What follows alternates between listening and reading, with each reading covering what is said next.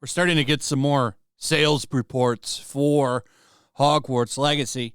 I am really curious to how much this game is going to pull in. Barons.com is saying it could be like a $1 billion game. I don't know. We don't have any hard data to really talk about that yet. We do know that in the UK, it's selling out very, very well. We know that the pre-orders for the game did very, very well. Like a month early, the game was outselling everything on Steam. And now we have some more data thanks to European sales. Hogwarts Legacy opening week sales were 56% higher than Elden Ring in Europe. Biggest launch outside of COD and FIFA since Red Dead Redemption 2. So even bigger than Cyberpunk. That is actually insane. And that's responding to this tweet right here. I got this report from VGC as well. Hogwarts Legacy's first week digital sales in Europe were 56% higher than Elden Ring's. This is pretty big. Now, we have no idea what North American sales are yet. I'm waiting for those because it's the biggest market. North America is the biggest video game market. Unless that's changed. Last time I talked about this, I believe it was a note in an article, but I'm pretty sure North America is the biggest video game market. I'm not for sure on that, so take it with a grain of salt, but those numbers, I think, are really going to be insane. This game has made massive money. Also, I'd like to point out that as far as crying over this game, things have been rather quiet lately. I wonder if people are crying themselves into pillows because this game is doing so well. And I can also promise you this game did so well, it's likely a franchise now.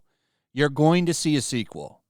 So we're going to get a sequel to all of these tears that have come from people over the past couple of months. It's been insane that a video game, one as progressive as this game too, by the way, this game is pretty damn progressive, became some big milestone in the culture war.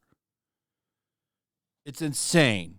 Anyone crying over this game should definitely go see a therapist for sure, especially with the cope that they're going to have to do over this. Like I said, I can't wait for the North American sales to come out, and they will come out, because when a company makes as much money on something as they have on this, they will release numbers because it'll push their stock up. Warner will likely have a stock bump because of how well this game sold in North America. So let's take a look at some of this right here.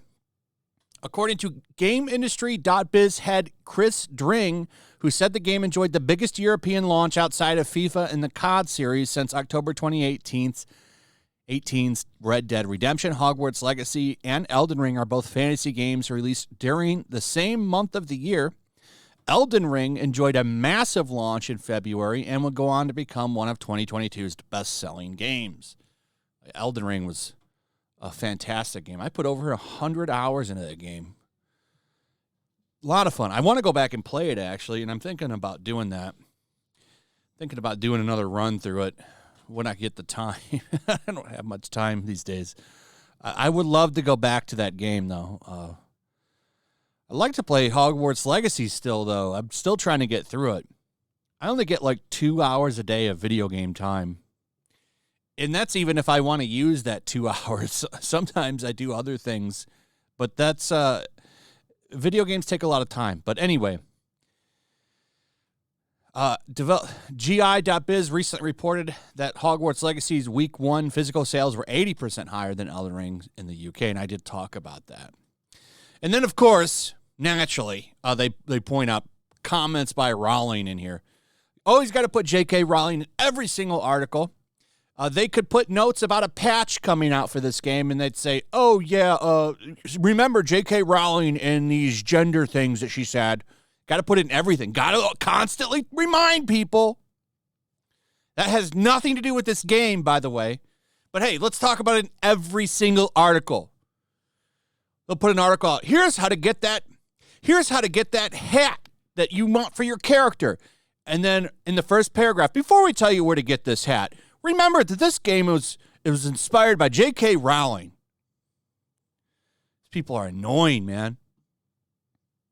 So we also have some news on the Japanese launch, surprisingly to me, because I didn't think that they would be into this game. It's number 3 in Japan, which is wild to me. Totally different game tastes over there, mostly.